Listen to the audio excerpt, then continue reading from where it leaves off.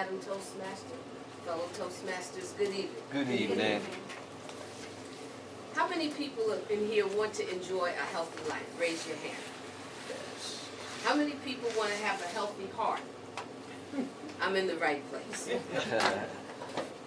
Healthy eating can be an adventure if you have the right attitude and the right tools. As you probably know, we are a very fat nation.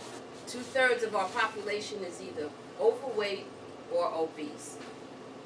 And if you've gone to your doctor, I'm sure he's told you that you may have some health problems, or you may know of someone that has some health problems.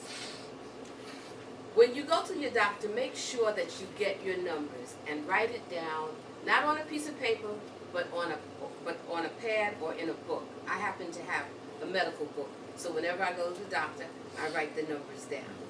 You should write down your weight, you should write down your blood pressure, your cholesterol readings, and your sugar. You should always write that down. Now, in the case of hypertension, as you know, it's a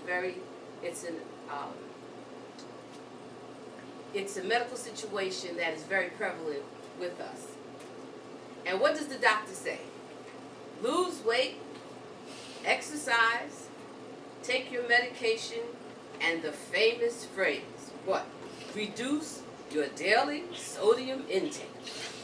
But what's so interesting about that is that he never tells you how much. That's like going to a bank and you walk in and you say, I'd like some money. What do they say? How much do you want? On average, most adults consume 2,300 milligrams of sodium a day. However, if you have hypertension, then you have to reduce that amount to approximately 1,500 milligrams a day. I decided to be on the safe side to have between 800 and 1,000 milligrams a day. That works for me. Whatever decisions you make, you have to discuss that with your doctor. Now, how do you make this an adventure? Well, you decide what foods do I like, what foods can I eat, and you make the list. Now, repeat after me. Plop cannot be measured. Plop cannot be measured. You have no idea what that means. Okay, I'm going to show you some of my friends that I brought to the meeting. These are measuring spoons.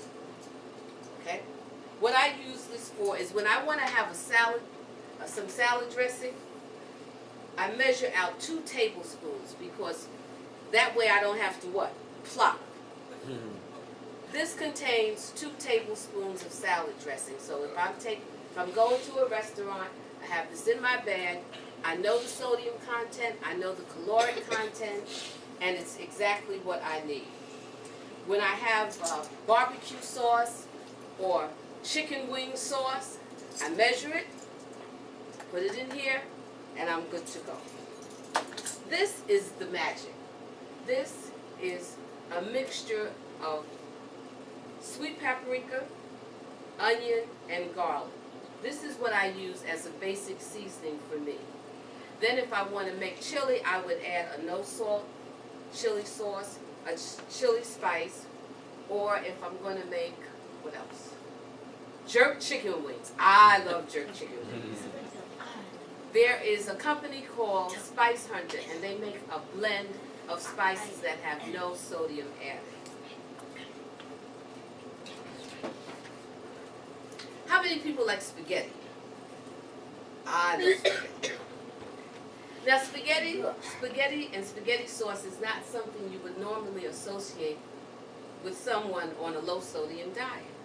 But I found the secret.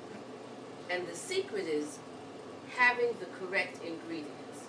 I like ground turkey, so I buy ground turkey. I buy Francesco Rinaldi pasta sauce. Why? Because it's a low sodium product. And I can use grated cheese. You know why? Because I don't plop.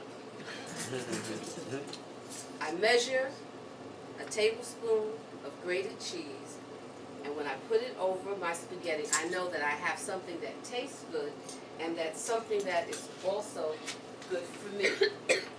Now, I talk a lot about sodium because I have a personal relationship when it comes to hypertension. And maybe some people in here may not have that, but you may know of someone that does. I can have spaghetti with spaghetti sauce and grated cheese, and I have only spent 185 milligrams of sodium. And so I won't have too much junk in the trunk. I've only spent 530 calories. So I want to share that with you. Now, when it comes to being creative, it's good to have resources. When you go to the doctor, he gives you a list of things that you can't eat. I don't look at that list. I look at the list of what I can eat and work with that list. There are many resources available. I will pass this around. Prevention magazine is very, very good. I like it because it's small and I can put it in my bag. But this is it. If you want to have a healthy heart, I don't know where this magazine was hiding all the time. I went into Barnes & Noble's and it says Heart Healthy Living. And as you can see by the titles, there are topics in here that I'm sure your doctor has mentioned, such as how to lower your blood pressure. Of course, you may receive medication, but there are natural foods that you can eat that will handle that for you. Now, some of us may have belly fat. We don't want to talk about it, but here's a way to trim the belly fat. Very good to know. And here is something, best foods to lower your blood pressure. And they're listed so that when you go to the store, you will know what foods are best for you. And just this week, this was an insert in the Daily News. And it has a lot of information about how to live a more healthy life and how to take care of your heart. Now, this is not about nutrition, but if you have hypertension, there's certain medications that you cannot take, even for a cold. So, in case you have a cold, or you know of someone that may get a cold and they have hypertension, always look for Coracidin HPV, high blood pressure. This is medication that is specifically designed for people that have hypertension and have a cold at the same time. So I hope that if you have any health concerns, you'll be ready to take the adventure and have a healthy